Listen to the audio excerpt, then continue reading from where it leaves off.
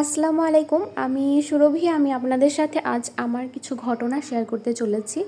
আশা করি আপনাদের ভালো লাগবে। তবে আমি আপনাদের আরও একটা কথা বলতে চাই, সেটা হচ্ছে আমার লাইফে যেটা ঘটেছে সেটা আমি বানানো বা কারোকে শোনানোর জন্য এরকম কিছু না। এটা একেবারে বাস্তব এবং উপরওয়ালার দোহাই দিয়ে বলতে পারি, আমার সাথে যা যা ঘটেছে আমি আপনাদের সেটাই বলবো। অবশ্যই মানে একেবারে বিশ্বাস করতে পারবেন যে আমি এর মধ্যে এক ফোঁটা মিথ্যা নাই। মানে এরকম ঘটনা যে কখনো ঘটবে বা এরকম কিছু হতে পারে, এরকম কোনো আমার ধারণাই ছিল না, বুঝছেন? যাই হোক, যখন আমি ইন্টার ফার্স্ট ইয়ারে পড়ি তখন সিরাজগঞ্জের একটা হোস্টেল আর কি, ওখানে তো অনেক মেয়েরাই থাকে আর কি, আমিও ছিলাম। তো ফার্স্ট ইয়ারের দিকে আমার সাথে এরকম কিছু ঘটনা ঘটে। আমি ফার্স্ট টু লাস্ট আপনাদের কাছে শেয়ার করতে চলেছি।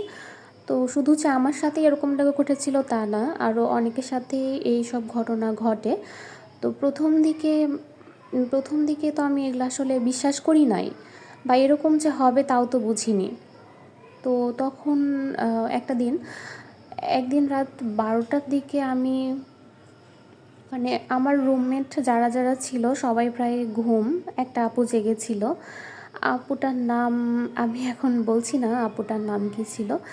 যাই হোক, রাত 12টার দিকে আমি বললাম কি, আপু আমি একটু ওয়াশরুমে যাব। তো আপু বললো আচ্ছা আচ্ছা দাঁড়াও, আমিও যাব, তাহলে চলো একসাথেই যাই। তো সেই দিন যখন ওয়াশরুমে গেলাম, যাওয়ার পরপর 3টা বাথরুম। তো হচ্ছে প্রথমটাতে আলো আছে, পরের দুইটাতে আলো নাই, দুইটা পুরোপুরি বন্ধ থাকে বলা যায়। মাঝখানেরটাতে যাওয়া যায়, ওইটাতে আলো নাই। তো আপু প্রথমে গেল। আপু যাওয়ার পর আমি ওয়েট করতেছি বাইরে, একটু দেরি হচ্ছে। কাহিনী কি বুঝলাম না, এত দেরি হচ্ছে কেন। তো 2-3 সেকেন্ড পরেই দেখি একটা কান্নার আওয়াজ আসতেছে, অনেকটা এরকম। তো আমি বুঝলাম না কি ব্যাপার, আপুর আবার কি হইলো। আব্বু হচ্ছে তার কোনো বয়ফ্রেন্ডের সাথে কথা বলতেছিল, এই জন্য এরকম হঠাৎ করে তার মন খারাপ, এই জন্য কান্না করতেছে নাকি, আমি এরকম একটা সন্দেহ করলাম। তো যাই হোক, বের হয় না সে, অনেক সময় হয়ে যায় বের হয় না। একটু ভয় ভয়ই লাগলো, কিন্তু আমি তখনও সেরকম কোনো চিন্তাভাবনা করি নাই যে কিছু একটা হইতে পারে। তো যাই হোক, ওখান থেকে আপুর দেরি হচ্ছে জন্য আমি সেকেন্ড বাথরুমে গেলাম, যেটাতে একেবারে অন্ধকার, ঘুটঘুটে অন্ধকার। তো যাওয়ার পরে ওয়াশরুম থেকে বের হলাম, তখনও কান্নার আওয়াজ আসছেই। আস্তে আস্তে কান্নার আওয়াজটা কেমন একটু বাড়তেছে, তো আমার তখন একটু ভয় ভয় লাগলো। আমি আবার বাইরে থেকেই জিজ্ঞাসা করলাম আপুকে যে আপু আপনি কাঁদতেছেন কেন। তো ঠিক তখনই একেবারে কান্নার আওয়াজ হঠাৎ করেই উধাও। আর ভেতর থেকে আপু বললো, হেই পাগল, আমি কাঁদবো কেন, এইটা বলে বের হলো। আমি ভাবছি যে আমি একটু ছোট ছিলাম তার থেকে, তো ভাবলাম যে হয়তো এমনিই বলছে। এখন আপুর দিকে তাকিয়ে দেখি এত সময় কান্না করছে, তাহলে তো চোখটা একটু ফোলা থাকবে বা একটু ভেজা থাকবে, না কিচ্ছু না। একটু মানে তার মধ্যে কোনো অস্বাভাবিক কিছুই নাই, একেবারে সে স্বাভাবিক। আর সে ভাবছে মনে হয় আমি তাকে মিথ্যা বলছি, কারণ আমি তাকে জিজ্ঞাসা করলাম যে আপু আপনি কান্নার আওয়াজ শোনেননি, এই যে এত জোরে জোরে কান্না হচ্ছিল। তো বলতেছে কই না তো, কই কখন। আমি মানে তখন আমার মনে হয় ভেতর থেকে প্রাণটা আমার যায় যায়, ভাবছে কী ব্যাপার, আমি তাহলে কি শুনলাম। এত সময় এত জোরে জোরে বাথরুমের ভেতর থেকে কান্নার আওয়াজ আসতেছিল, আর এখন বলে যে কিছুই সে শোনে নাই। দুজনে একই জায়গায় দাঁড়ানো, কিভাবে হতে পারে। রুমে আসলাম, সে তখনও আপু ভাবতেছে মনে হয় ও মিথ্যা বলছে। আমি তো এটা শুনে মানে পুরা কাঁদে ফেলছি যে কী শুনলাম তাহলে আমি ওখানে। তখন সে ভাবলো যে আমি মিথ্যা বলি নাই। তো বলল যে আচ্ছা এখন যেহেতু 12:30 বাজে, তো তুমি সকালে আশেপাশে রুম থেকে একটু খোঁজ নিও, যদি এরকম হতেই পারে যে কেউ কান্না করছে।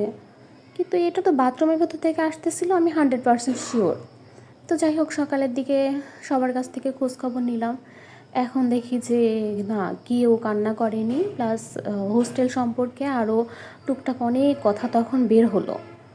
তো আমার আরও একটা বান্ধবী ছিল, ওর সাথেও নাকি এরকম হয়েছে, আমি নামটা প্রকাশ করছি না।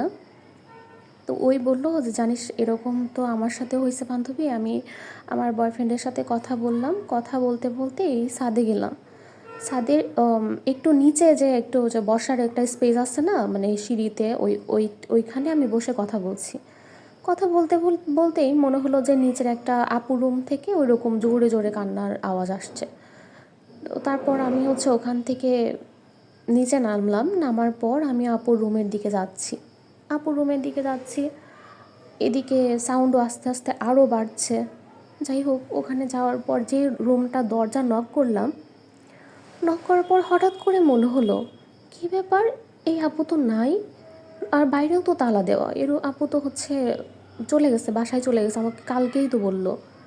মানে তখন আমার ভেতরটা ভয়ে প্রায় ঠান্ডা হয়ে আসছে। আমি এক দৌড়ে রুমে আসছি। আর এর কিছুদিন পরে ঘটে একটা ভয়ানক একটা হরেবল একটা কাহিনী, যেটা এখন আমি বলতে নিয়ে আমার আর কি ভেতর দিয়ে আরও বেশি ভয় লাগতেছে। তো যে বান্ধবীটার কথা বললাম, তারই এক রুমমেট, ওই ঠিক অনেকটা ধরেন এই 11:30-12টার দিকে এই কাহিনিগুলো ঘটে। তো ওর বয়ফ্রেন্ডের সাথে কথা বলতে বলতে ছাদে গিয়েছে। ছাদে গিয়ে কথা বলতেছে, বলতে বলতে আমাদের ছাদটা কেমন ছিল, ওখানে কিছু কিছু জায়গায় একটু উঁচা করে দেওয়া, মানে বসার স্পেস আর কি, একটু সামান্য একটু বেশি উঁচা। যাই হোক, ওর উপরে বসে কথা বলছে। তো বয়ফ্রেন্ডের সাথে কথা বলতে নিলে কিন্তু মানে ভয়ই থাকে না আর কি, যে আমি কোথায় আছি বা কিছু হইতে পারে। নির্ভয়ে কথা বলছে।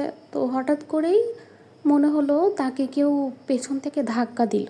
মানে উপরে তো ছাদের উপরে বসা অবস্থাতে ধাক্কা দিল। তো ওইটার প্রথম দিকে খেয়াল করেনি যে কী ব্যাপার, এরকম হচ্ছে কেন। একটু পরে আবার ওরকম ধাক্কা দিল পেছন থেকে। তখন ওর একটু ভয় ভয় লাগছে যে এখানে তো কেউ নাই, আমি এখানে একা আছি। তো লাস্ট 3বারের বার যখন আরেকটা বার একটু ধাক্কা দিয়েছে, তারপর সে মাথাটা ঘুরে তাকিয়েছে। মানে সেদিন ছিল জ্যোৎস্না রাত।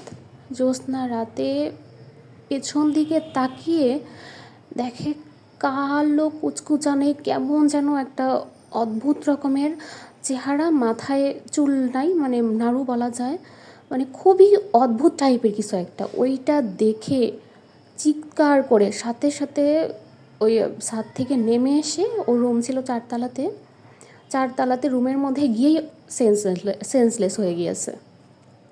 তো তারপর ওকে মাথায় টাথায় পানি দেওয়ার কথা বলা হয়, সবাই মাথায় পানি টানি দেয়। দেওয়ার পর যখন একটু নর্মাল হয়, নর্মাল হওয়ার পর আর কি আমাদের সাথে সব কথা শেয়ার করে। স্যারও আসে, স্যার এসে জিজ্ঞাসা করে কি হয়েছিল। তারপর আর কি সে এরকম তার কথা বলে যে এই কাহিনী ঘটছে। তো আমরা তো সবাই একটু আতঙ্কিত। তো এইটা মাঝে মাঝেই হইতো। আর তার থেকেও বড় কথা যে আরও একটা, এর থেকেও একটা ভয়ঙ্কর কাহিনী আরও একটা ঘটে। সেটা রুমেই ছিলাম। আমাদের রুমের সামনাসামনিতে যে রুমটা, সেই রুমে তালা দেওয়া থাকলে মাঝে মাঝে দেখা যাইতো যে খোলাই হয়নি, তালা খুলে আসছে। মানে এটা একটু সবার কাছে একটু অদ্ভুতই লাগছে যে কাহিনী কি, যে কেন তালা কেন খোলা। তো যাই হোক, ওখানে আরও একটা আপু ছিল। সেই আপুর তো গলায় অনেক তাবিজ থাকতো। তাবিজ যদি হঠাৎ ছুটে যাইতো তাহলে তার একটু সমস্যা হইতো। তো যাই হোক, তার ওই ঘটনা ঘটার কিছুদিন পর আবার ওই আপুর একটা তাবিজ যায় খুলে যাওয়ার পর সে রাইস কুকারে ভাত উঠাই দিবে। আমি ঠিক যেইখানটাতে মানে কান্নার আওয়াজ পাইছিলাম ওখানেই আর কি, একটা সাইডে ওইয়া বেসিন। তো বেসিনে সে গিয়েছে ওই চালটা ধুতে। চাল ধুতে ধুতে মানে পিছনের সাইডের দিকে একটা লাইট, তো লাইটের আলোয় সে সামনে দেখে একটা ছায়া, কালো ধরনের একটা ছায়া, কেমন একটা হাত এইভাবে কেমন যেন করে কাছে রাখতেছে। ওইটা দেখে সে পেছন দিকে তাকাইছে। পেছনে তাকিয়ে দেখে ওই যে আগের বর্ণনা অনুযায়ী যেরকম বলছিলাম, কালো মিসমিসে একেবারে, মাথায় চুল টুল কিচ্ছু নাই, ওইভাবে মানে ভয়ঙ্কর একটা চেহারা তাকে এইভাবে হাত দিয়ে ডাকছে। ওইটা দেখে তো আপুর বুঝতেইছেন কেমন, এক চিৎকুট দিয়ে রুমে আসবে, আসার সময়ও তার মনে হয়েছে যে হইতে পারে যে আমি কোনো মানে আমার মনের একটা ভুল বা কিছু একটা মনের ভুল কিছু একটা দেখছি এরকম। তো আবার সে ঘুরে তাকাইছে, ঘুরে তাকানোর পর দেখে যে ফার্স্ট বাথরুমে এরকম দেখেছিল, তো এখন আবার সেকেন্ড বাথরুমের কাছে গিয়ে ওইভাবে হাত এইভাবে করে খালি তাকে ডাকছে। এক চিৎকার দিয়ে রুমে চলে আসছে, রুমে আসছে, আমরা তো সাথে সাথে তার কাছে গেলাম। যাওয়ার পর আপু আপু কী হয়েছে কী হয়েছে, আমি দেখি আপুর চোখ টোক লাল টকটক করতেছে, চোখ দিয়ে শুধু পানি ঝরছে, হাত পা কাঁপছে, কিছু বলার অবস্থাতে সে নাই, কিছুই বলতে পারতেছে না। সে এরকম অনেক কাহিনী, অদ্ভুত কাহিনী ঘটতো। যাই হোক, কন্টিনিউ অনেকগুলো এরকম কাহিনী হয়। আপনাদের কাছে কেমন লাগলো আপনারা একটু জানাবেন। আর যদি এরপরে আপনি এর থেকে মানে ভয়ানক যে কাহিনী আছে সেগুলো শুনতে চান, তাহলে এরপরে আপনাদের কাছে সেটা শেয়ার করব। আর আরও একটা হরবল কাহিনী আছে, সেটা হচ্ছে আমি আমি নিজে দেখছিলাম সেটা।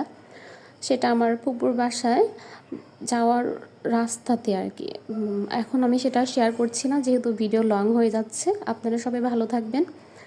আর অবশ্যই অবশ্যই কেউ ভাববেন না যে এটা আমি বানিয়ে বা কোনো কিছু। আমার পরিচিত যারা আছে, মানে আমার হোস্টেলে যারা বান্ধবী বা যারাই আছে, যদি এই আমার এই বিয়েটা শুনে থাকে, ভিডিওটা শুনিয়ে থাকে, তাহলে অবশ্যই তারা বুঝতে পারবে, আর সেই দিনগুলো অবশ্যই তার মনে হয়ে যাবে। যাই হোক, এই ঘটনার এক ফোঁটা মিথ্যা বা এক ফোঁটা কিচ্ছু নাই। আচ্ছা, সবাই ভালো থাকবেন। আল্লাহ হাফেজ।